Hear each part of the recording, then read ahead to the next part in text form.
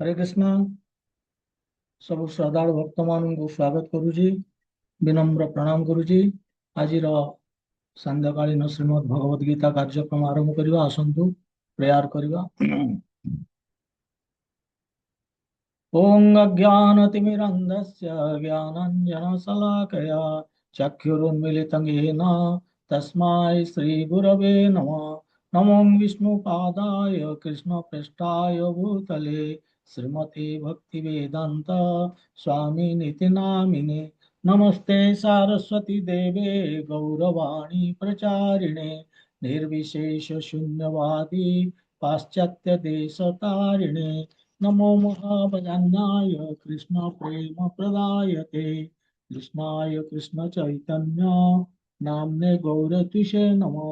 हे कृष्णा करुणा सिंधु दीनबंधु जगतपते गोपेश गोपिका कांत श्री राधा कांत नमस्तुते। तप्त कांचन गौरांगी राधे वृंदावनेश्वरी वृषभानुसुते देवी प्रणमामि हरिप्रिये। वंशाकल्पतरुभ्यश्च कृपा सिन्धुभ्य एव च पतितानां पावनेभ्यो वैष्णवेभ्यो नमो नमः। जय श्री कृष्ण चैतन्य प्रभु नित्यानंद श्री अद्वैत गदाधर श्रीवासादि गौर भक्त वृंद। हरे कृष्ण कृष्ण कृष्ण हरे हरे हरे राम राम राम हरे हरे। ओम नमो भगवते वासुदेवाय। ओम नमो भगवते वासुदेवाय। ओम नमो भगवते वासुदेवाय। हरे कृष्ण।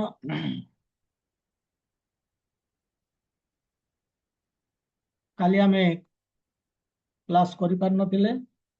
कालीर क्लास टाकू भाविले आज करिया बोली कि मेसेज देइथिली, किंतु थिन अटेंडेंस नाही।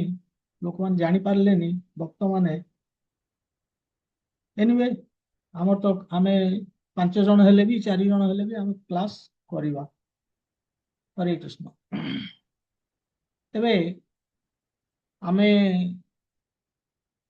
आमे जो डिस्कशन आमे करूतिले, चर्चा करूतिले, वर्तमान जहाँ विषय चली से हूँ कामना।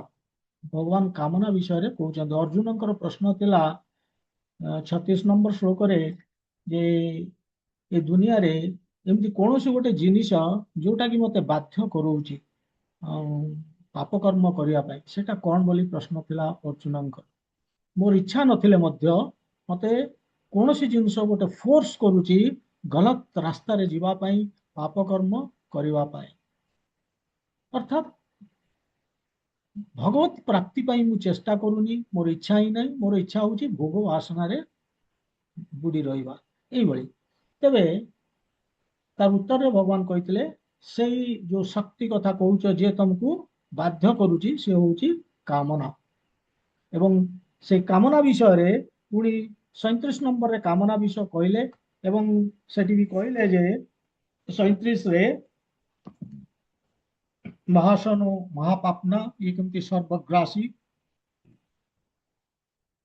एवं पापमय कर्म करने को बाध्य करुच्ची एवं ये हूँ भगवान ये आमर शत्रु ए विषय कहले। नेक्स्ट श्लोक रे से काम विषय आहरी विशेष किसी ज्ञान देले कामना उपरे। कौन ना ए कामना केमिति आम आमर आमर कौन करुच्ची केमिति अछि जे आमे मजबूर होउचे गलत काम करिया पाए। ये गोटे आवरण ए कामना। ये आवरण कौन ना ये आमर ज्ञान को ढांकी दउछि, आवृत करिछि। आमर ज्ञान जो ज्ञानर अर्थ होउछि आमे आत्मा, से जिनसटा को ढांकी दउछि। से हमको एक ज्ञान दउछि ढांकी देकी जे आमे आत्मा नुहे शरीर। ज्ञान हमको कभर करछि, आवृत करछि। एवं केमिति करछि तीन तीन प्रकार रे बुझेई देले भगवान जे केमिति धूमेन 38 नंबर धूमेन आव्रियते बन्ही। जेमती निआरे निआ को घोड़े दिए किए धुआं एवं जेमती धूली लगी जाई थाए मिरर रे, माने आस्ते आस्ते डिग्री देखौचंती केते मात्रा आवरण रो मात्रा बढ़ी बढ़ी चालुची। धुआं जो जिनसटा कहउचंती एटा कम मात्रा रे এটা ମନୁଷ୍ୟ ପାଖରେ ବା ରଜଗୁଣୀ ସମ୍ପର୍କୀୟ। କିନ୍ତୁ ଯୋଉଗୁଡ଼ିକ ହଉଛି ଯୋଉ କହୁଛନ୍ତି ମିରରରେ ଯୋଉ ମଳିଆ ଲାଗିଥିବା ଯୋଉ ଭଳିଆ ଆବରଣ, ସେଇଟା କହୁଛନ୍ତି ଏଠିକି ଟିକେ ଅଧିକା ପରିଶ୍ରମ କରିବାକୁ ପଡିବ, କଠୋର ସାଧନା କରିବାକୁ ପଡିବ। ସେଇ ଜିନିଷଟା ହଉଛି ଆମର ରଜଗୁଣ ସମ୍ବନ୍ଧୀୟ ବା ଆନିମଲ୍ସ, ପଶୁ ପକ୍ଷୀ ମାନଙ୍କର। କିନ୍ତୁ ଆଉ ଗୋଟିଏ ଅଛି ଆବରଣ, ଯେମିତି ଆମର ଗର୍ଭସ୍ଥ ଶିଶୁ ଜରାୟୁ ଭିତରେ ଆବୃତ ହେଇକି ରହୁଛି। ଜରାୟୁ ତାକୁ ତାର ଆବରଣ ଆବୃତ କରୁଛି। ସେ ଅସହାୟ, କିଛି ଦେଖିପାରୁନି, କିଛି ଜାଣିପାରୁନି। ଇଏ ଗୋଟେ ପ୍ରକାରର ଇଏ ଆମର ଜ୍ଞାନ ବା ଚେତନାକୁ ଆବୃତ କରୁଛି ଏଇ ପ୍ରକାରରେ। ଯୋଉଠି ଆମେ କିଛି କରିପାରିବାନି, ଆମେ ଯେତେ ସାଧନା କଲେ ବି କିଛି ହବନି। ଆମକୁ ଅପେକ୍ଷା କରିବାକୁ ପଡିବ, ଭଗବାନଙ୍କର କୃପା ହେଲେ ଆମେ ଉଠିବା। ଏଇଭଳି 3 ପ୍ରକାରର ସେ ବୁଝେଇ ଦେଇଥିଲେ। ବର୍ତ୍ତମାନ ସେଇ କାମ ବିଷୟରେ ପୁଣି 39 ନମ୍ବର ଶ୍ଲୋକରେ ସେ ଆଉ କିଛି ଜ୍ଞାନ ଆମକୁ ଦଉଛନ୍ତି। ଆଉ ଗୋଟିଏ ଉଦାହରଣ ଦେଇକି ବା ଆନାଲୋଜି ଦେଇକି ସେ ଆମକୁ ବୁଝେଇବେ ଭଗବାନ। ତେଣୁ ଆସନ୍ତୁ ଆମେ ସେ ଶ୍ଲୋକଟିକୁ ଆବୃତ କରିବା।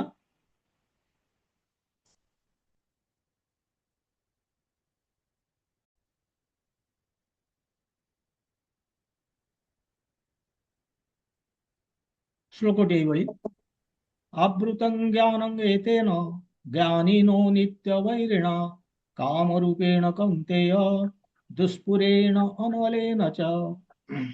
ଆଉ ଥରେ ଶୁଣନ୍ତୁ, ଆବୃतं ଜ୍ଞାनं ଏତେନ ଜ୍ଞାନିनो ନିତ୍ୟବୈରିଣ କାମରୂପେଣ କୌନ୍ତେୟ ଦୁଷ୍ପୁରେଣ ଅନଲେନ ଚ। ଆବୃତ୍ତି କରନ୍ତୁ ଯିଏ ଚାହୁଁଛନ୍ତି।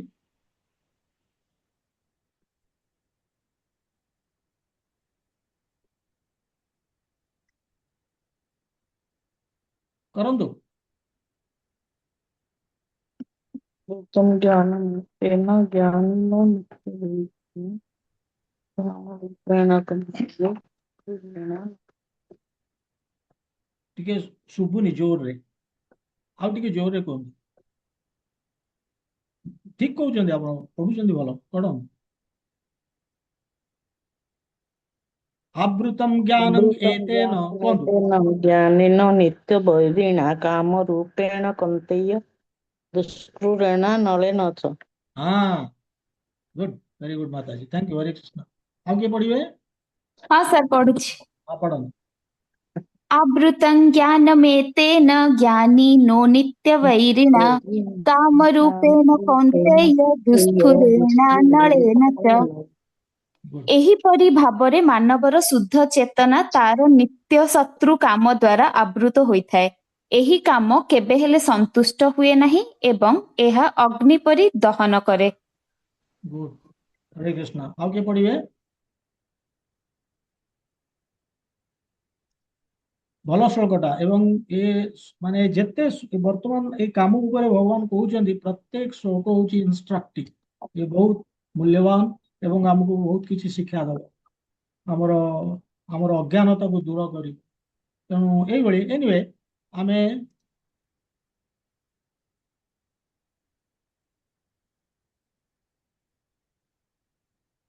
ତାକୁ ଆଲୋଚନା କରିବା।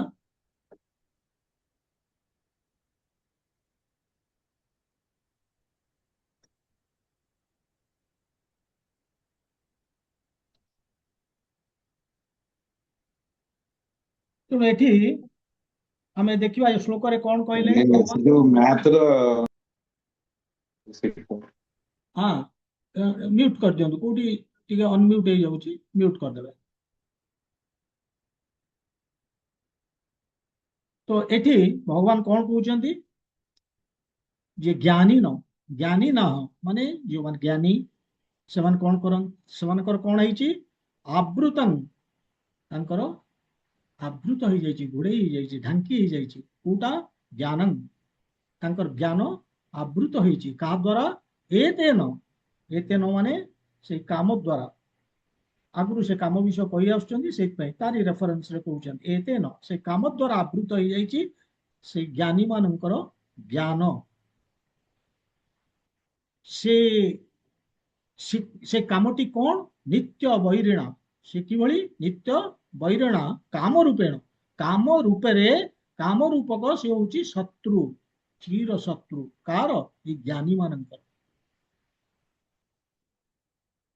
हे अर्जुन, तापर कहउचंदी कौन्तेय, हे अर्जुन दीट इनफॉरमेशन पुणी दउचंदी कौन, दुष्पुरेण अनलेन च, ये कहउचंदी दुष्पुरेण ताकू पूर्ति करिवा बा संतुष्टि करिवा ए कामना को संभव नुहे, कैन नॉट बी सैटिस्फाइड, कामना desire can not be satisfied, कामना रो एठी कामना माने स्ट्रांग डिजायर जोटा हम कहउचे, कैन नॉट बी सैटिस्फाइड अनलेन च, कहउचंदी ये निया भलिया जळे, जेमती निया रे आमे खाद्य देले, निया को पेट्रोल देले कि कोन देले निया जोरे जळुची, सेमती जेते कामना आमे जेते कामना करूचे, हमर कामना सेते बढ़ुची, कामना को जेते खाद्य दउचे अर्थात जेते पूर्ति करूचे, आमे कामना जेते कामना को संतुष्ट करूचे, खाद्य दउचे, से पुनी बड़ी बड़ी जाउची, कामना वंस सैटिस्फाइड होला पुनी कामना बढ़िला, एइभଳି कहउचंदी दुष्पुरेण।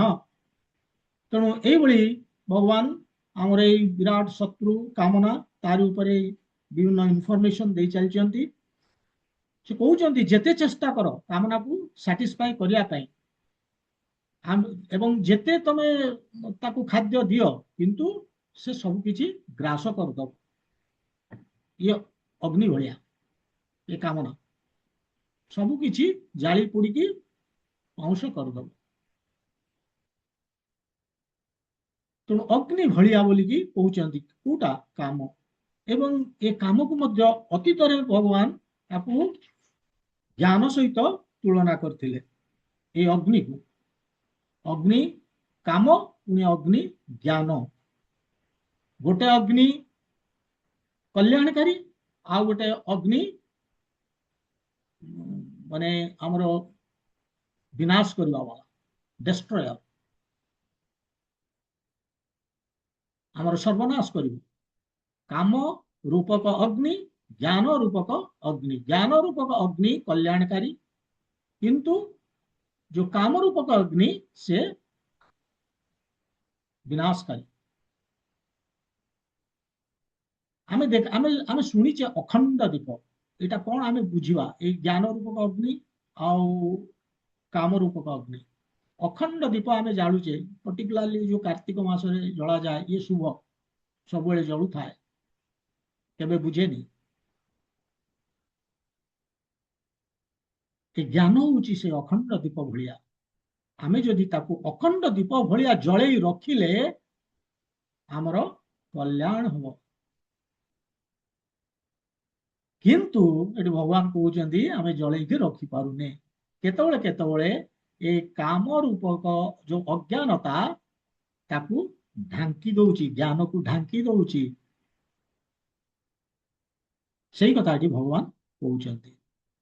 तेणु एइभଳି भगवान आमे देखिले जो 38 नंबर श्लोक रे सेठी भी कहितिले कोन, सेठी कोन कहितिले, गर्भ तथा तेन इदं आवृतं, लास्ट को कहना तथा तेन मान तीनोटी उदाहरण दउचंदी केमती आवरण आवृत करिके रखिची ज्ञान को और काम, एवं कहउचंदी सेही भଳି तथा तेन तेने माने तारि द्वारा, का द्वारा, काम द्वारा, आवृतं इदं ये ज्ञान, इदं माने ज्ञान, एटी ये ज्ञान बा चेतना ताकू आवृत करिची के काम, सेठी भी कहितिले।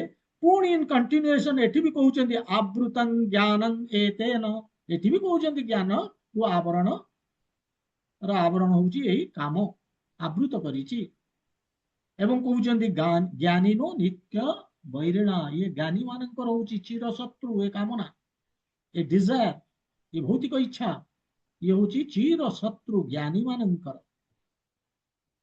ज्ञानी किए से कथा जानिबा, ज्ञानी किए, ज्ञानी होउचंदी साधक, जो माने विभिन्न चेष्टा करूचंदी ये जो भौतिक इच्छा को त्याग करिबा पाई, छाड़ी दवा पाई, भगवत धर्म प्राप्त करिबा पाई, भौतिक इच्छा को छाड़िले हम भगवत धर्म प्राप्त करि परिबा।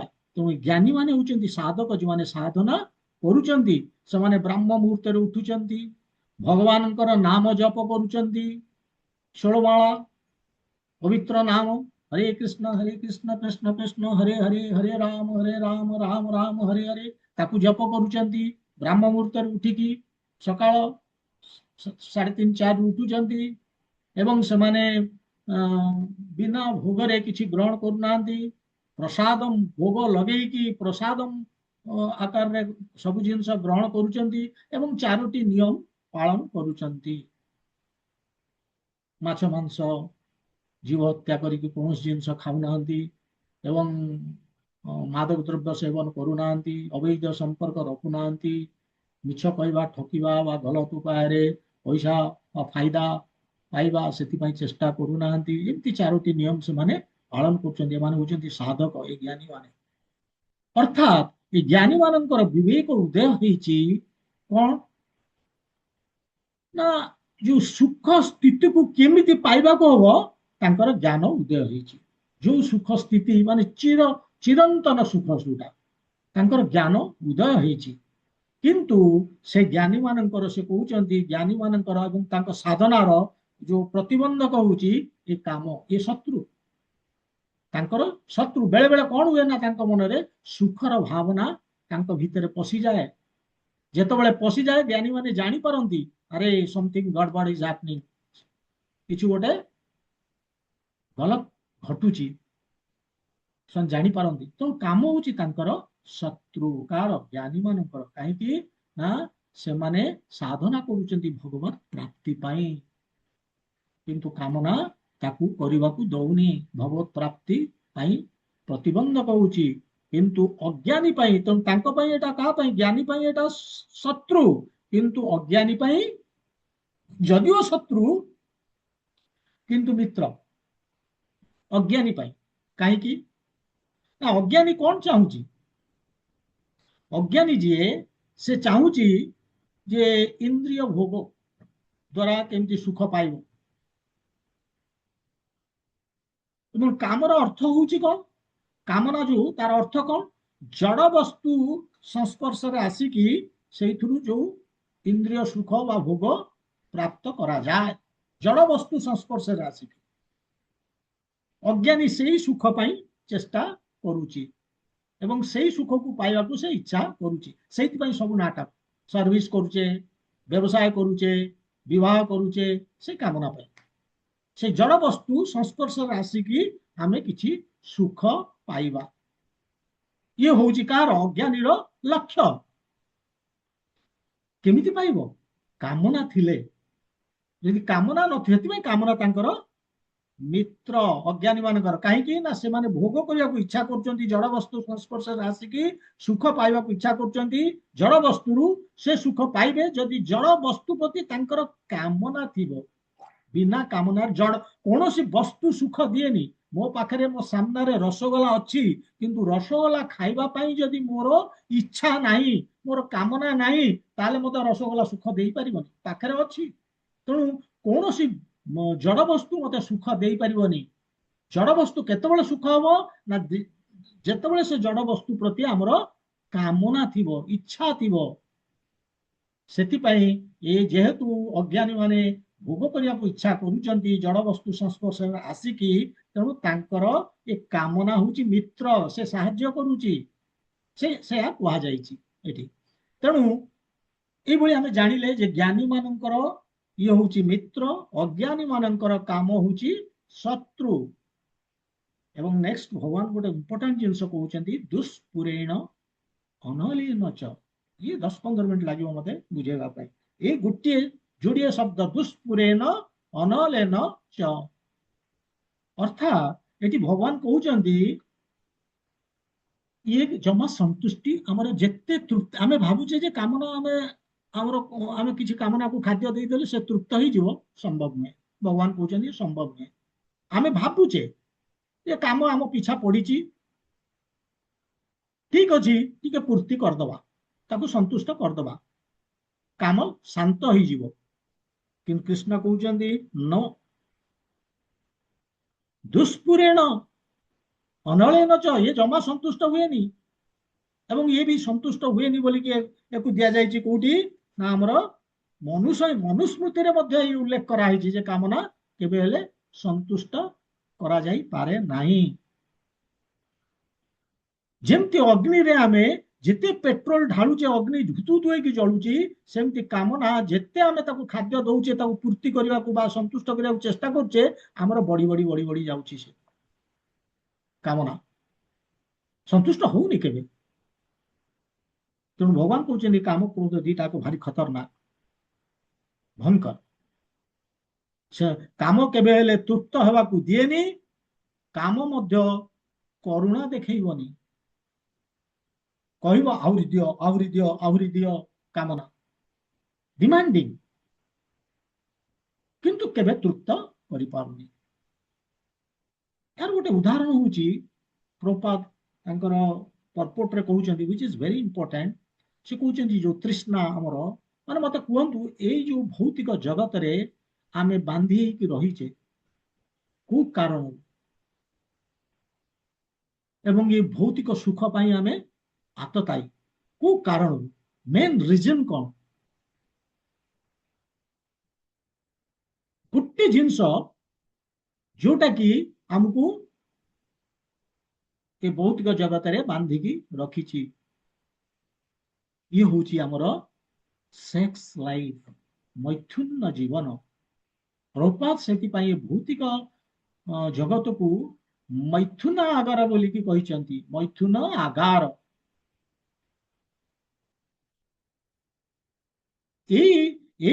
जो माने कौन माने जो स्त्री पुरुषर स्त्री प्रति जो आकर्षण यही हमको बांधिकी रखी, आ किछि नहीं। जदि सेटा माइनस कर दिंतु आमर केबेले इच्छा हेनी ये रहा भोग करने। That is main thing, Prabhupada सेटा उल्लेख कर। तेणु से कहते ये मैथुन आगार ये जे ये मैथुन आगार आमको कौन माने स्त्री पुरुष पुओ झील एम गलत डायरेक्शन रे नहीं जाउची, गलत पथरे नहीं जाउची। पुओटी झील को बहुत भल पाउची कि झील छाड़ी चलीगला। भल पाउची अर्थ कौन? तार सेटा कामना, तृष्णा, लस्ट। से छाड़ी चलीगला, पुओ पागल हो गला, पाठ पढ़ा नष्ट होला, कैरियर बर्बाद होला, ताकू डिप्रेशन हो गला, लास्ट को गलत काम करिवो, पाप काम कर्म करिवो, न नहीं सुइसाइड करिवो। ये भलिया घटुची। तेणु रंग डायरेक्शन रे पुरुष हो बा स्त्री हो ये कामना तांकू गलत डायरेक्शन रे नौचंदी। ये नित्य वैरिणा, महापापना, महासनु। सेतिपाई शास्त्र कहूची बी सैटिस्फाइड विथ विवाह यज्ञ। जदि आम सेक्स जीवन प्रति आमर आकर्षण भी रही, आमर मैथुन जीवन प्रति आकर्षण रही, आमको शास्त्र कहूची विवाह जीवन, अर्थात ना विवाह पूर्व आमर स्त्री पुरुषर संपर्क रहिबो, ना विवाह पर अवैध संपर्क रहिबो, extra marital life is very important. एवं कहउचंदी ए जो विवाह मध्य ये केवल आमर संतान जन्म करबा, ए जो सेक्स लाइफ केवल संतान जन्म करबा पई उद्दिष्ट हबो। एवं से को संतान? कृष्ण चेतनशील संतान, कृष्ण कॉन्शियस चिल्ड्रेन। किंतु या विरुद्ध रे आमे जो काम करूचे सेटा कौन? भोग वासना कामना। आमे जदि ता पछरे पड़िले, स्त्री हो पुरुष हो पुओ हो झील हो, बहुत यंत्रणा, बहुत तकलीफ कष्ट। इंद्रिय भोग जो टिकिए सुख से आमे पाउचे बा रुचि मिलुची हमको इंद्रिय भोग रु, से पुणी पर कौन होची हमर शत्रु हो जाउची। काहेकि ना आमर आत्म कल्याण पाई से प्रतिबंधक होची। आत्म कल्याण माने आमर आत्म अनुभूति पाई हमको से कहूची ये कामना जे आमे शरीर आकु ही भोग कर, किंतु आमे शरीर नुहे, आमे आत्मा भगवान को सहित आमर संपर्क से जिनसटा को से हमको आमर प्रतिबंधक हो जाउची। तो एई बळी माने अनले नच माने जेमती निया हुतुतु हेकी जळे ତାକୁ ଯେତେ ଆମେ ଖାଦ୍ୟ ଦଉଛେ ସେମିତି କାମନାକୁ ଆମେ ଯେତେ ପୂର୍ତ୍ତି କରୁଛେ ସନ୍ତୁଷ୍ଟ କରୁଛେ କାମନା ବଢି ବଢି ଚାଲି ଯାଉଛି, କେବେ ହେଲେ ସାଟିସ୍ଫାଇଡ ହଉନି, କେବେ ହେଲେ ପୂର୍ତ୍ତି ହଉନି। ଆମେ ଭାବୁଛେ ଯେ କାମନା ପୂର୍ତ୍ତି ହେଲେ ଆମକୁ ସୁଖ ମିଳୁଛି, କିନ୍ତୁ ଆମର ଭ୍ରମ ଧାରଣା। ଯେତେବେଳେ ଆମେ କଣ ଗୋଟେ ଇଚ୍ଛା କରୁଛେ ସେ ଇଚ୍ଛାଟା ଆମର ପୂରଣ ହେଇଯାଉଛି, ଆମେ ଭାବୁଛେ ଆମକୁ ସୁଖ ମିଳିଲା, କିନ୍ତୁ ଇଏ ଆମର ଗଲତ ଧାରଣା, ସୁଖ ମିଳୁନି। ଫର ଏକ୍ସାମ୍ପଲ ମୁଁ ଗୋଟେ ଉଦାହରଣ ଦଉଛି। ଧରନ୍ତୁ ଆପଣ ଇଚ୍ଛା କଲେ ମୋର 100 ଟଙ୍କା କାହାକୁ ମାଗିଲେ, ଦରକାର ଥିଲା, ସେ 100 ଟଙ୍କା ଦେଇଦେଲା। ଯେତେବେଳେ ଦେଇଦେଲା ଆପଣ ଭାବୁଛନ୍ତି ସେତେବେଳେ ହେ ଭୁଲ ହେଇଗଲା, 1000 ଟଙ୍କା ମାଗିବାର ଥିଲା, ବଢିଲା ଆଶାଟା। ପୁଣି ଯେତେବେଳେ 1000 ଟଙ୍କା, ଆପଣ ଧର 1000 ଟଙ୍କା ଦରକାର ଥିଲା, ଆପଣ ଯଦି କହୁଛନ୍ତି ମିଳିଗଲା, ତାପରେ କହୁଛନ୍ତି ଏ ଭୁଲ କରିଦେଲି, 10,000 ମାଗିବାର ଥିଲା, ଆଶା ବଢୁଛି। କିନ୍ତୁ ଆପଣଙ୍କର ଲୋକସାନ ବଢି ବଢି ଚାଲୁଛି, ଆଶା ବି ବଢୁଛି, ଲୋକସାନ ବଢି ବଢି ଚାଲୁଛି, ସୁଖ କମି କମି ଯାଉଛି। କେମିତି ନା ଲୋକସାନ ବଢୁଛି ମାନେ ଯୋଉଠି 100 ଟଙ୍କାରେ ମୁଁ ପାଇଛି, ମୁଁ 1000 ଟଙ୍କା ମୁଁ ଏକ୍ସପେକ୍ଟ କରୁଛି, ମୋ 900 ଟଙ୍କାର ଘାଟା। ଯେତେବେଳେ 10,000 ମୁଁ ପାଇବାକୁ ଆଶା କଲି କିନ୍ତୁ ମୁଁ ପାଉଛି 1000, ସେଠି 9,000ର ଘାଟା, ଲୋକସାନ। ତାହେଲେ ମୋର ବଢି ବଢି ଯାଉଛି କି ନାଇଁ ଲୋକସାନ, କ୍ଷତିଟା ମୋର ବଢି ବଢି ଯାଉଛି, କିନ୍ତୁ ସୁଖ ମୋର କମି କମି ଯାଉଛି। ଆମେ ଭାବୁଛେ ଆମକୁ ସୁଖ ମିଳୁଛି, କିନ୍ତୁ ନା, ସୁଖ ପାଇଲେ ସୁଖ ମିଳେନି, ସୁଖକୁ ତ୍ୟାଗ କଲେ ସୁଖ ମିଳେ। This is important. ସୁଖ ତ୍ୟାଗ କଲେ ସୁଖ ମିଳେ। କେମିତି ମୁଁ ତାକୁ ବୁଝେଇବି, ଆପଣ ଧ୍ୟାନ ସେ ଶୁଣନ୍ତୁ। ଦେଖନ୍ତୁ, ଏଇ ଯୋଉ କାମନା ଗୋଟେ ଜିନିଷ, ଆମେ କାହାକୁ କାମନା କରୁଛେ? ଅପ୍ରାପ୍ତ ବସ୍ତୁକୁ। ଇମ୍ପୋର୍ଟାଣ୍ଟ, ଅପ୍ରାପ୍ତ ବସ୍ତୁକୁ ଆମେ ପ୍ରାପ୍ତ କରିବା ପାଇଁ ଇଚ୍ଛା କରୁଛେ। କେମିତି ଦେଖନ୍ତୁ, ଯିଏ ଯାହାର ମାନେ କାମନା ଅର୍ଥ କଣ? ଜଡ ସମ୍ବନ୍ଧୀୟ ସୁଖ ପାଇବା ପାଇଁ ଇଚ୍ଛା, ଜଡ ସମ୍ବନ୍ଧୀୟ ମ୍ୟାଟେରିଆଲ ହ୍ୟାପିନେସ, ସେଇ ସୁଖଟା ପାଇବା ପାଇଁ ଇଚ୍ଛା, ଜଡ ବସ୍ତୁ। କିନ୍ତୁ ଜଡ ବସ୍ତୁ ବିନାଶଶୀଳ, ସେମାନେ ଟେମ୍ପରାରୀ। ଧନ ହଉ, ସମ୍ପତ୍ତି ହଉ, ଯେକୌଣସି ଜିନିଷ, ଯୋଉ ଭୋଗ୍ୟ ବସ୍ତୁ ଆମେ ଯାହାକୁ କହୁଛେ ଆମର, ଆମେ ଭୋଗ୍ୟ ବସ୍ତୁ ବୋଲିକି। ଇଭେନ୍ ସ୍ତ୍ରୀ ପୁରୁଷର ସମ୍ପର୍କ, ସ୍ତ୍ରୀ ପୁରୁଷ କଣ ଗୋଟେ ମ୍ୟାଟେରିଆଲ ବଡି, ଏ ସବୁ ଟେମ୍ପରାରୀ, ଏମାନେ ବିନାଶଶୀଳ। କିନ୍ତୁ ଆମେ ସେଇ ନାଶବାନ ସଂସାରକୁ, ସେଇ ବିନାଶଶୀଳ ସଂସାରକୁ ଆମେ ପ୍ରାଧାନ୍ୟ ଦେଇଛେ, ସେଇଥିରେ ସୁଖ ଖୋଜୁଛେ, ଏବଂ ସେଇ ସୁଖ ଖୋଜିବା ହିଁ କାମନା। କୋଉଥିରେ? ନା ବିନାଶଶୀଳ ଏବଂ ଟେମ୍ପରାରୀ, ଯୋଉଗୁଡ଼ିକ ନାଶବାନ ପଦାର୍ଥ, ତାକୁ ପାଇବା ପାଇଁ ଆମେ ଯୋଉ ଇଚ୍ଛା କରିଛେ, ସୁଖ ଖୋଜୁଛେ ସେଇଥିରେ, ତାକୁ କହନ୍ତି କାମନା। କିନ୍ତୁ ଯେ ନାଶବାନ, ସେ ଅପ୍ରାପ୍ତ, ନାଶବାନ ସେ ନା, ସେ ବିନାଶଶୀଳ। ଆଜି ମୋ ପାଖରେ ଧନ ଅଛି, କାଲି ଗୋଟେ ବଡ ରୋଗ ମତେ ହେଇଗଲା, ସବୁ ଧନ ଚାଲିଗଲା, ମୁଁ ତାକୁ ଭୋଗ କରିପାରିଲିନି। ଏମିତି ହଉଛି ବି ଜୀବନରେ। ତ ପ୍ରତ୍ୟେକ ଜିନିଷ ନାଶବାନ, ଏଭ୍ରିଥିଂ, ଇଭେନ୍ ଆମର ସମ୍ପର୍କ ବି, ଆମେ ହଉଛେ ବିନାଶଶୀଳ। ନା ବାପା ମୋ ପାଖରେ ସବୁବେଳେ ରହିବେ, ନା ମା ମୋ ପାଖରେ ସବୁବେଳେ ରହିବ, ନା ମୋ ସ୍ତ୍ରୀ ମୋ ପାଖରେ ରହିବ, ନା ମୁଁ ମୋ ସ୍ତ୍ରୀ ପାଖରେ ରହିପାରିବି, ନା ପିଲା ମୋ ପାଖରେ ରହିବ, ନା ମୁଁ ପିଲା ପାଖରେ ରହିପାରିବି। ସବୁ ଟେମ୍ପରାରୀ ଏବଂ ସବୁ ବିନାଶଶୀଳ। ତେଣୁ ଏମାନେ ଅପ୍ରାପ୍ତ ବସ୍ତୁ, ଆମେ ସେଇଥିରେ ସୁଖ ଖୋଜୁଛେ, ମିଳିବ କୋଉଠୁ? ତେଣୁ ସୁଖ କେମିତି ମିଳିବ? ତାର ଫର୍ମୁଲା କଣ? କାମନା ପୂର୍ତ୍ତି କଲେ ସୁଖ ମିଳେନି, କାମନାକୁ ତ୍ୟାଗ କଲେ ସୁଖ ମିଳେ। ଏଇ ହଉଛି ଫର୍ମୁଲା। କେମିତି? ମୁଁ ଏଗେନ୍ ଏକ୍ସପ୍ଲେନ କରିବି, ତାକୁ ଧ୍ୟାନ ସେ ଶୁଣନ୍ତୁ। କାମନାକୁ କେମିତି ତ୍ୟାଗ କଲେ ଆମେ ସୁଖ ପାଉଛେ?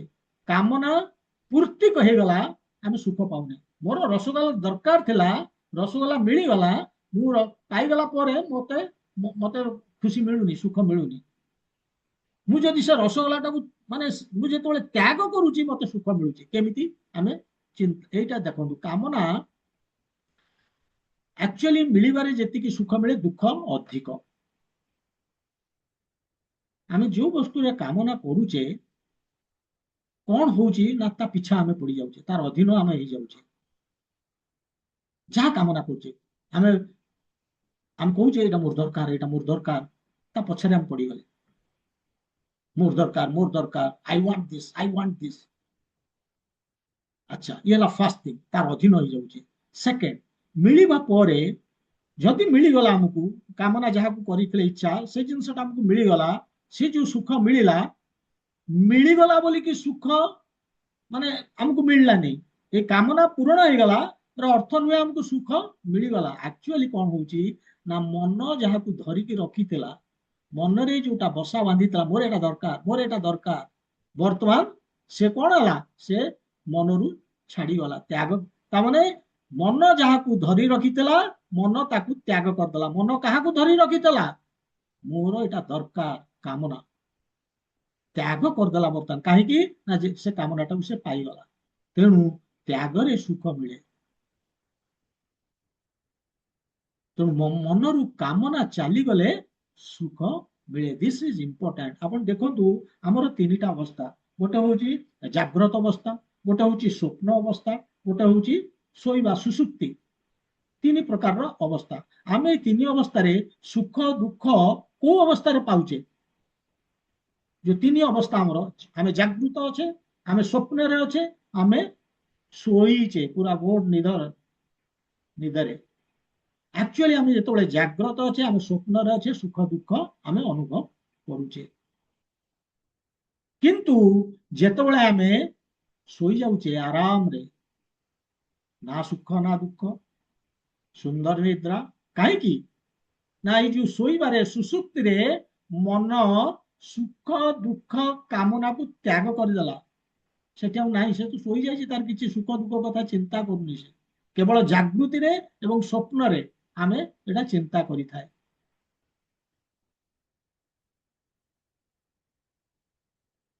तेणु यही भली आमे देखुचे जे आमे जेतबेले जागृत अच्छे जेतबेले स्वप्न रे अच्छे आमर सुख दुख कामना को आमे धरिकी रखुचे तेणु कामना को त्याग कले सुख मिले कामनार पूर्ति हेले सुख मिले दिस इज इम्पोर्टेंट नेक्स्ट भगवान कहते आवृतं ज्ञानं एतेन आवृतं ज्ञानं एतेन ये काम ये ज्ञान को आवृत करिछि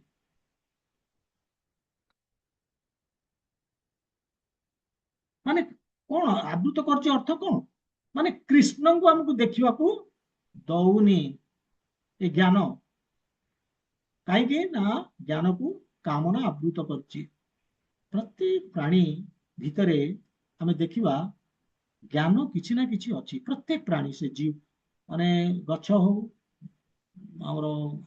पशु पक्षी मनुष्य समस्त पाखे इवेन आम देखा आम जदि क्या भल कथा कहूचे ताकू भल लगुच आम जदि क्या खराब कथा कहूचे ताकू खराब लगुच आर अर्थ कौन तमाने भल खराब ज्ञान तो अच्छी आम पाखे तो ज्ञान अच्छी किंतु ये ज्ञान विकसित नुहे कौटी ना पशु पक्षी जो गछ एम विकसित नुहे केवल मनुष्यर विकसित किंतु आपको ये पूर्ण विकसित होनी कहीं ना आवृत करके रखुची काम पूर्ण विकसित हो पारनी किंतु विकसित हो पार मनुष्यर पूर्ण विकसित हबार सुजोग अच्छी किंतु पूर्ण विकसित हो पारुनी काम ताकू कवर करुची तेणु जार कामना नहीं तार बुद्धि विचार ज्ञान माने अनलिमिटेड हो पार असीम पर्यंत विकसित हो पार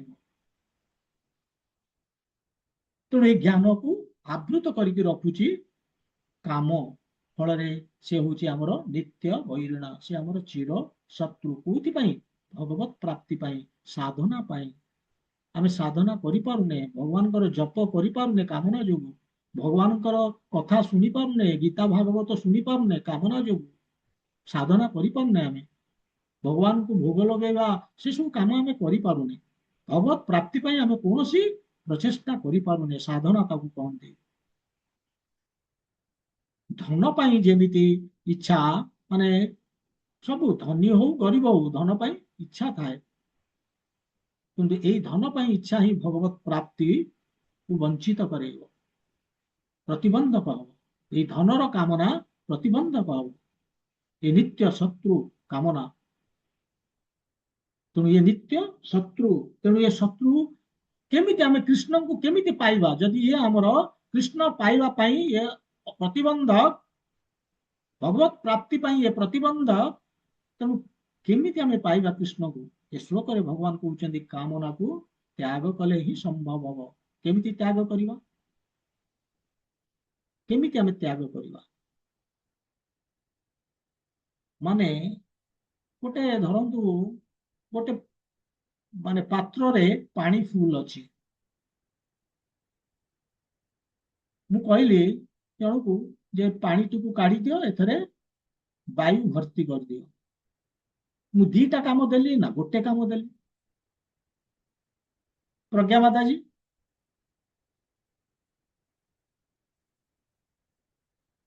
ମୁଁ ଦିଟା କାମ ଦେଲି ନା ଗୋଟେ କାମ ଦେଲି? ଦିଟା। ଦିଟା। କିନ୍ତୁ ଆକ୍ଚୁଆଲି ମୁଁ ଗୋଟେ କାମ ଦେଲି। ଇଫ୍ ୟୁ ଅଣ୍ଡରଷ୍ଟାଣ୍ଡ ଦିସ୍, ତାହେଲେ ଆମର ଏ ଶ୍ଲୋକ ସହଜ ହେଇଗଲା। କଣ ନା, ପାଣିଟାକୁ ମୁଁ ଯଦି ଖାଲି କରିଦେଲି, ବାୟୁ ଅଟୋମେଟିକ ଭରି ହେଇଗଲା। ବାୟୁ ମତେ ଭର୍ତ୍ତି କରିବା ଦରକାର ନାହିଁ, ତା ପାଇଁ ଚେଷ୍ଟା କରିବା ମୋର ଆବଶ୍ୟକତା ନାହିଁ। ପାଣି କାଢିଦେଲେ ଗ୍ଲାସରେ ବାୟୁ ଅଟୋମେଟିକାଲି ଭର୍ତ୍ତି ହେଇଯିବ। ପାଣି ଅଛି ବୋଲିକି ବାୟୁ ଆସିପାରୁନି।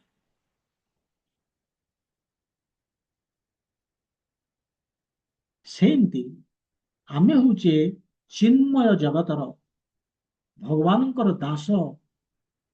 ସେବା କରିବା ଆମର କାମ।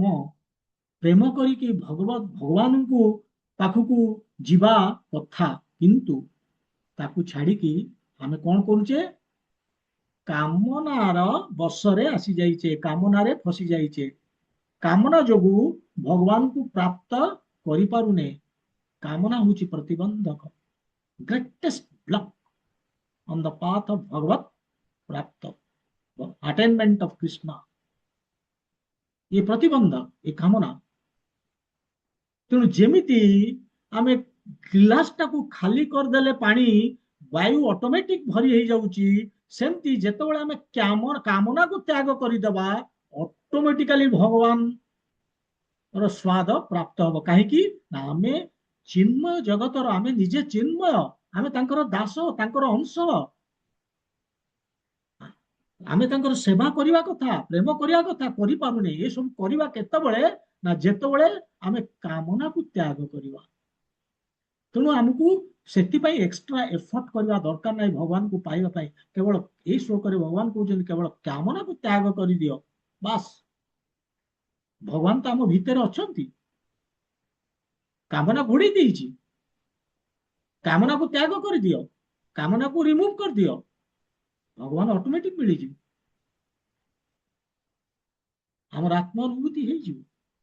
ତ ଏଇଭଳି ଆମେ ଦେଖିଲେ ଯେ ଏ ଶ୍ଲୋକ ବହୁତ ଇମ୍ପୋର୍ଟାଣ୍ଟ। ଏଇଭଳି ମାନେ ଚାଲିବ, ଏଇଭଳି ଚାଲିଛି 38 ନମ୍ବର, 39 ନମ୍ବର, ତାପରେ 40 ନମ୍ବର, 41 ରୁ 43 ରେ ସଲ୍ୟୁସନ ଟିକେ ଦେବେ ଭଗବାନ।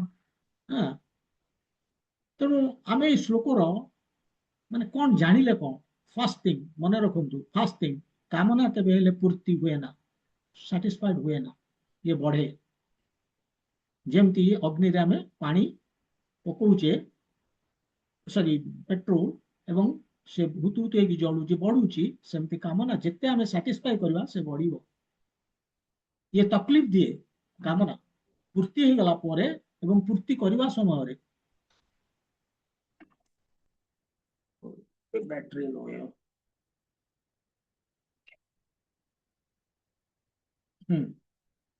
ମାନେ ଇଏ ଆମକୁ ତକଲିଫ ଦଉଛି, ଯନ୍ତ୍ରଣା ଦଉଛି।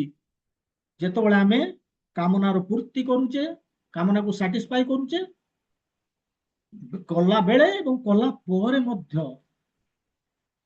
ବହୁତ ଡିମାଣ୍ଡିଂ, ସବୁବେଳେ କହୁଛି ମତେ ଦିଅ, ମତେ ଦିଅ। ଯେତେ ଆମେ ସାଟିସ୍ଫାଇ କରୁଛେ ସେ ସବୁ ପୁଣି କହୁଛି ମତେ ଦିଅ, ମତେ ଦିଅ, କିନ୍ତୁ ଆମେ ସାଟିସ୍ଫାଇ କରିପାରୁନେ। ଆଗ ବେଳେ ସବୁ ଯୋଉ ରାଜା ମାନେ, ତାଙ୍କର ସ୍ତ୍ରୀ ପ୍ରତି ଟିକେ ଦୁର୍ବଳତା ଥିଲା। ସେଥିପାଇଁ ପରଦେଶର ରାଜା ମାନେ କଣ କରୁଥିଲେ, ତାଙ୍କ ପାଖକୁ ବିଷକନ୍ୟା ପଠେଇ ଦଉଥିଲେ ଏବଂ ଯେତେବେଳେ ବିଷକନ୍ୟା ତାଙ୍କୁ ଚୁମ୍ବନ ଦିଅନ୍ତି ତାଙ୍କ ମୃତ୍ୟୁ ହୁଏ। କାରଣ ପରଦେଶର ରଜା ସେ ଶତ୍ରୁ, ତେଣୁ ସେ ଚାହୁଁଛନ୍ତି କେମିତି ପ୍ରଜାକୁ ମାରିବା ପାଇଁ। ତେଣୁ ଏଇ ଯୋଉ କାମନାର ଯିଏ କେମିତି ଦେଖନ୍ତୁ କେତେ ଯନ୍ତ୍ରଣା କେତେ ତକଲିଫ ଦଉଛି ଏ କାମନା। ରାବଣ ସବୁବେଳେ ସୀତାଙ୍କୁ ସତଉଥିଲା, ମୋର ଦରକାର ତମେ, ମୋର ଦରକାର ତମେ, ଏମିତି କହୁଥିଲା ସେ। ମୋ କଥା ମାନିଯା, ତା ନହେଲେ ମାରିଦେବି, ଏମିତି ବହୁତ କଥା ରାବଣ କହୁଥିଲା, କିନ୍ତୁ ସୀତା ମାନୁନଥିଲେ। ତେଣୁ ଏଇଭଳି ରାବଣ କହିଲେ ମଧ୍ୟ ଶୋକ ସନ୍ତାପରେ ରହୁଥିଲା, ଯନ୍ତ୍ରଣା ହଉଥିଲା, ତାକୁ କଷ୍ଟ ହଉଥିଲା। କାମନା, ଆଉ କାମନା ତୃପ୍ତି ହେଲା ପରେ କେମିତି ଆଉ ଗୋଟେ କେମିତି ମାନେ ଦେଖନ୍ତୁ, ଅଜାମିଲ ଗୋଟେ କାମନା ତୃପ୍ତି କଲା, ସେ ଯୋଉ ଅଜାମିଲ ଯୋଉ ବେଶ୍ୟାକୁ ପାଇବା କଥା ପାଇଗଲା, କିନ୍ତୁ ଡକାୟତ ହେଇଗଲା ପରେ। କାହିଁକି ନା ଯୋଉ 10ଟି ସନ୍ତାନ ତା ଗର୍ଭରୁ ମାନେ ଜନ୍ମ କଲା, ସେଇ ସନ୍ତାନ ମାନଙ୍କୁ ପାଳିବା ପାଇଁ ତା ପାଖରେ ଧନ ସମ୍ପତ୍ତି ନଥିଲା, ତାକୁ ଚୋରି କରିବାକୁ ପଡିଲା, ଡକାୟତି କରିବାକୁ ପଡିଲା, ଲୋକଙ୍କୁ ମାରିଲା। ତେଣୁ ଏଇଭଳି ସେଥିପାଇଁ ଭଗବାନ କହୁଛନ୍ତି ନିତ୍ୟ ବୈରିଣା, ଏ କାମନା ହଉଛି ଚିର ଶତ୍ରୁ। ଇଏ ଆମର ଆଧ୍ୟାତ୍ମିକ ଜୀବନର ପ୍ରଗତି ପଥରେ ଏ ଅନ୍ତରାୟ, ଏ ପ୍ରତିବନ୍ଧକ, ତକଲିଫ ଇଏ ଦିଏ। ଦୁଶ୍ମନ ମାନେ ହେଇକି ଆମ ଜୀବନରେ ଆସେ, ଆମର ଚରିତ୍ର, ଆମର ଇଜ୍ଜତ, ଆମର ଆଦର, ଆମର ମାନେ ପିଲା ହେଇଥିଲେ ପାଠ ପଢା, ତାଙ୍କ କ୍ୟାରିୟର ସବୁ ବର୍ବାଦ କରିଦିଏ, ଡିପ୍ରେସନ ଆଣିଦିଏ। ଇଏ ହେଲା ମାନେ ଏଇଥିରୁ ଆମେ ଶ୍ଲୋକରୁ ଶୁଣୁ। ଆଉ ଗୋଟେ ଜିନିଷ ଦେଖନ୍ତୁ ଯେ ଆମେ କାମନା ଅର୍ଥ କଣ? ଯୋଉ ଜଡ ବସ୍ତୁ ତାକୁ ପାଇବାର ଇଚ୍ଛା, ସେ ହଉଛି କାମନା। ଜଡ ବସ୍ତୁ ଯିଏକି ବିନାଶଶୀଳ, ଯିଏକି ଟେମ୍ପୋରାରୀ, ଯିଏକି ନାଶବାନ, ଯିଏକି ଅପ୍ରାପ୍ତ। ଅପ୍ରାପ୍ତ ବସ୍ତୁ ସୁଖ କେମିତି ଦବ? This is important. ଥାର୍ଡ, କାମନା ପୂର୍ତ୍ତି ହେଲେ ସନ୍ତୁଷ୍ଟ ନଥାଏ। କାମନା ସାଟିସ୍ଫାଇଡ ହେଇଗଲେ ଆମର ଯେ ଆମେ କହିବା ସୁଖ ମିଳିବ ନା। ଆକ୍ଚୁଆଲି କଣ ହଉଛି ନା, ଯେତେବେଳେ ଆମେ ପୂର୍ତ୍ତି କରିଦଉଛେ କଣ ହଉଛି, କାମନା ଏଇ ଯୋଉ କାମନାକୁ ଧରିକି ରଖିଥିଲା ମନ, ତାକୁ ତ୍ୟାଗ କରିଦେଲା। କାମନା ଗୋସ୍ ଫ୍ରମ୍ ମାଇଣ୍ଡ, ତାପରେ ଆମେ ସୁଖ ପାଉଛେ। ତେଣୁ କାମନାକୁ ତ୍ୟାଗ କଲେ ସୁଖ ମିଳେ, ପୂର୍ତ୍ତିରେ ସୁଖ ମିଳେନି। ତେଣୁ ଏଇଭଳି ଭଗବାନ 38 ନମ୍ବର 39 ନମ୍ବର ଶ୍ଲୋକରେ ଆମକୁ ଦିଟାକ ଶ୍ଲୋକରେ କାମନା, ଯିଏକି ଆମର ମହାଶତ୍ରୁ, ଯିଏ ଆମକୁ ଆବୃତ କରିକି ରଖିଛି ଆମର ଜ୍ଞାନକୁ, ଆମର ଚେତନାକୁ ବିକଶିତ କରିବାକୁ ଦଉନି, ଜ୍ଞାନକୁ କହୁଛନ୍ତି, ଭଗବାନ କହୁଛନ୍ତି କାମନା ହଟିଗଲେ ଜ୍ଞାନ ଅଟୋମେଟିକାଲି ବିକଶିତ ହେଇଯିବ। ତେଣୁ କାମନାକୁ ଆମକୁ ରିମୁଭ କରିବାକୁ ହବ। ତାକୁ ଏକ୍ସକ୍ୟୁଜ ଦେଲେ ସେ ବେଶୀ ମାନେ ଆମେ ଯଦି ତାକୁ ପ୍ରଶ୍ରୟ ଦବା, ତାହେଲେ ଆମେ ହଇରାଣ ହବା। ଆମେ କହିବା ଯେ ଠିକ ଅଛି, ନିଦ ଲାଗୁଛି, ଶୋଇପଡିବି, କାଲି ଚାଣ୍ଟିଂ କରିବି, ନା, ଏ ଅଳସୁଆମି। Do not give excuse to କାମନା। ଏ ଶୋଇବା ହଉଛି ଗୋଟେ କାମନା, ଆମକୁ ଏ ଭଗବତ ପ୍ରେମଠୁ ଅଲଗା କରିଦଉଛି। ଏବଂ କାମନା କେବଳ ଯେତେବେଳେ ଆସେ, ସେ ତାର ଭାଇ ବନ୍ଧୁ କୁଟୁମ୍ବ ସମସ୍ତଙ୍କୁ ନେଇକି ଆସେ। କାମନା, କାମ, କ୍ରୋଧ, କାମ ଆସିଲା ମାନେ ତା ପର ଗୁଡାକୁ ଫଲୋ କରିବ। କ୍ରୋଧ, ଲୋଭ, ଭୟ, ମଦ, ମାଶ୍ଚର୍ଯ୍ୟ, ସବୁ ଇଏ ହଉଛନ୍ତି ଷଡ ରିପୁ, 6ଟା ଶତ୍ରୁ ଆମର। ତେଣୁ କାମନା ଆମର ଅର୍ଥ ହଉଛି ଅଜ୍ଞାନତା, ଆଉ କିଛି ନୁହେଁ। ଏବଂ ଏହି ଅଜ୍ଞାନତା, এই କାମନା ହଉଛି ଆମର ଅଜ୍ଞାନତା, ଯିଏକି ଆମର ଦୁଃଖ କଷ୍ଟର କାରଣ, ଆମ ଜୀବନର ଯୋଉ ଦୁଃଖ କଷ୍ଟ କାରଣ। ତେଣୁ ଯୋଉ ପର୍ଯ୍ୟନ୍ତ କାମନାକୁ ଆମେ ତ୍ୟାଗ ନ କରିଛେ, ଆମ ଜୀବନରେ ଶାନ୍ତି ସୁଖ କିଛି ନାହିଁ। କାମନା ହଟିଗଲେ ଏଇ ଯୋଉ କୃଷ୍ଣ ଚେତନାର ଯୋଉ ପ୍ରକ୍ରିୟା, ସେ ସହଜ ହବ। ଆମେ ଯୋଉ ଭଗବାନଙ୍କୁ ପାଇବାକୁ ଚେଷ୍ଟା କରୁଛେ, ଯୋଉ ଜପ କରୁଛେ, କାମନାକୁ ହଟାଇ ଦେଲେ ଏ ସୁବିଧା ହବ, ଆମେ କୃଷ୍ଣଙ୍କୁ ଅଟୋମେଟିକ ପାଇବା। ତେଣୁ ଭଗବତ ପ୍ରାପ୍ତି ପାଇଁ ଆମେ ଯେତିକି ଚେଷ୍ଟା କରୁଛେ, ତା ଅପେକ୍ଷା କାମକୁ କେମିତି ଆମେ ଦୂର କରିବା, ତା ପାଇଁ ବେଶୀ ଚେଷ୍ଟା କରିବା ଦରକାର। ଭଗବତ ପ୍ରାପ୍ତି ଅଟୋମେଟିକ ହବ। ଆମେ ତ ଭଗବାନଙ୍କର ହେଇକି ଅଛେ, ଆମ ଭିତରେ ଭଗବାନ ଅଛନ୍ତି, ଆମେ ତାଙ୍କୁ ପାଇଯିବା। କେବଳ ଆମକୁ କାମନା, ଆମର ଯିଏ କଭର କରିଛି ଆମ ଜ୍ଞାନକୁ ତାକୁ ହଟେଇବାର ଅଛି। ଆମକୁ ଖାଲି କରିବାର ଅଛି କଣ? ପାଣି, ବାୟୁ ତ ଅଟୋମେଟିକାଲି ଭରିଯିବ। କେବଳ କଭରିଂଟା ହଟେଇ ଦେଲେ ଆମେ ଭଗବାନ ଆମକୁ ପ୍ରାପ୍ତ ହେବେ। ତେଣୁ ତ୍ୟାଗରେ ଭଗବାନ କହୁଛନ୍ତି, ତ୍ୟାଗରେ ଭଗବାନ, ତ୍ୟାଗରେ ହିଁ ସୁଖ। କାମନାକୁ ତ୍ୟାଗ କଲେ ଭଗବାନ, ଏବଂ କାମନାକୁ ତ୍ୟାଗ କଲେ ଆମକୁ ସୁଖ ମିଳେ। କାମନାକୁ ପୂର୍ତ୍ତି କଲେ ସୁଖ ମିଳେନି। ଏଇଭଳି ଏ ଶ୍ଲୋକରୁ ଆମେ ଶିଖିଲେ। ତେଣୁ ଇଏ ହଉଛି ଆମର ଚିର ଶତ୍ରୁ। ନେକ୍ସଟ ଭଗବାନ କହିବେ ଯେ ଏଇ ଯୋଉ ଶତ୍ରୁଟି ଇଏ କୋଉଠି, ଆମ ଶରୀରର କୋଉଠି ଇଏ ଛୁପିକି ରହିଛି, କୋଉଠି ବାସ କରୁଛି, ଇଏ ନେକ୍ସଟ ଶ୍ଲୋକରେ କହିବେ। କାହିଁକି ନା ଦ୍ୟାଟ୍ ଇଜ ଇମ୍ପୋର୍ଟାଣ୍ଟ। ଯେତେବେଳେ ମୁଁ ଜାଣିବି କୋଉଠି ଛୁପିକି ଅଛି, ତାହେଲେ ମୁଁ ତାକୁ ତା ଉପରେ ତାକୁ ମାନେ ଜିତିବାକୁ ଚେଷ୍ଟା କରିପାରିବି, ଚେଷ୍ଟା କରିପାରିବି ଜିତିବା ପାଇଁ। ଆମେ ଜାଣିବା ଦରକାର କୋଉଠି ସେ ଛୁପିକି ଅଛି। ତେଣୁ ଭଗବାନ ନେକ୍ସଟ ଶ୍ଲୋକରେ ତାକୁ କହିବେ। ଆଜି ସମୟ ହେଇଯାଇଛି, ଏଇଠି ଆମେ ବିଶ୍ରାମ କରିବା, विराम नवा। हरे कृष्णा। ग्रंथराज श्रीमद् भगवद गीता की जय, श्रीला प्रभुपाद की जय, गौर भक्त वृंद की जय। हरे कृष्ण।